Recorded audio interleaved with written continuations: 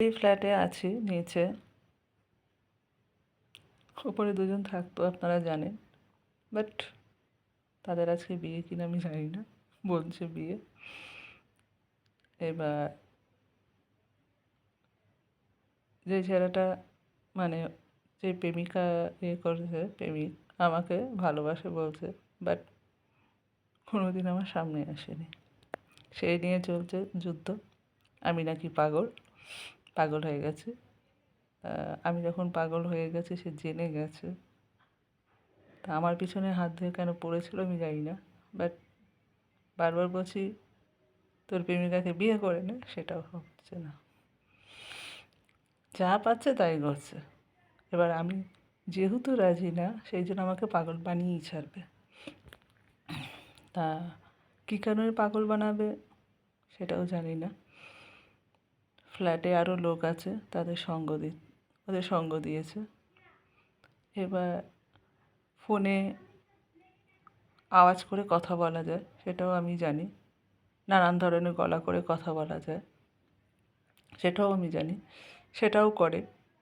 কিন্তু কেন করে, কিসের জন্য করে, কী বৃত্তান্ত কিছু বুঝে উঠতে পারছি না। কাউকে কেউ কিছু বলেও না ওইভাবে, জাস্ট টোনে টোন কথা হয়। তা টোনে টোনে কথা হলে তা টোনেই তো কথা দেয়। তা আমার সঙ্গে টোনে কথা হয়, আমি টোনেই কথা দিই। আমার সঙ্গে কেউ সামনাসামনি কথাও বলে না, আমিও বলি না। তা যেখানে সামনাসামনি কেউ কথা বলে না, কিছু করে না, টোনে টোনেই কথা হয়, টোনে টোনেই সব হয়, ওপর নিচ কথা হয়। তা আমি ওপর নিচেও কথা বলতে চাই না, চুপচাপ থাকি। তা তো আমাকে চুপচাপ থাকতে দেয় না। তার কারণ হচ্ছে আমি রেগে গেলে গালাগালি দিই। এবার গালাগালি দিলে আমি ছোটো লোক, আমি অমুক, আমি তমুক। তা বাট আমি ছোটো লোক আছি। তা বাট যে যাকে পছন্দ করে তাকে তো বিয়েই করছে। তা ছোটো লোকের সঙ্গে কী দরকার আমি ভেবে পেলাম না আজ পর্যন্ত। আমি কথাগুলো বলছি আমার হাসিই পাচ্ছে। এবার ছোটো লোকের সঙ্গে কী দরকার আমি ভেবে পেলাম না। আমি যেহেতু ছোটো লোক, যারা ভদ্রলোক তারা তো তাদের সঙ্গে বিয়ে করে।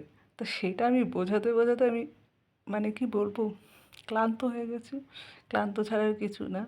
তাকে বোঝাতে পারছি না, সে চাত্তানে আসছে আমার শরীর ইউজ করার জন্য। সেই নিয়ে আমি গালাগালি দিচ্ছি। কিন্তু বাট যেটা করছে, নোংরামি করছে আমার সঙ্গে, ভালো কিছু করছে না। সেটা কিছুতেই তাদেরকে বোঝাতে পারছি না যে আমার রেপ করছে। তার বয়ফ্রেন্ড, সে আমার সঙ্গে নোংরামি করছে, কিছু বলা যাবে না, যা পারবে তাই করবে। এটা কোনো মেয়ে কি মেনে নিতে পারবে? আমার তো মনে হয় না।